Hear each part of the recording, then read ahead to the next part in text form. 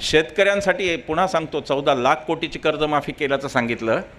गुजरातचा एक RTI activist यांनी RBIकडून माहिती मागवली, त्याला RBIने सांगितलं 25 लाख कोटीची कर्जमाफी दिली आहे। म्हणजे संसदेमध्ये 11 लाख कोटींनी कमीनी सांगण्यात आला आकडा। हा संसदेचा अपमान आहे आणि हा आमच्या लोकशाहीचा अपमान आहे, हा तुमचा माझा अपमान आहे, ज्यांनी मतं देऊन तिथे मतं पाठवली। खासदार कोणी त्याच्यावर बोलायला तयार नाही। आपण मत दिलेली मंडळी इथे आहे, आपल्या लोकप्रतिनिधींना काय किंमत आहे हे त्यातून कळलं।